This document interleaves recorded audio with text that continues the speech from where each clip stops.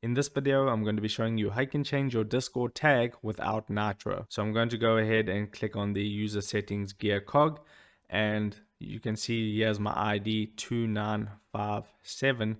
Now what I want to do is edit that. So click on edit, and what you want to do here, so it says 2957, you want to change your current username to 2957, then just enter in your password, click on done. And now you can see my Discord tag has changed to 6321. So what you want to do now is go back in and edit it. And then you want to put your username back.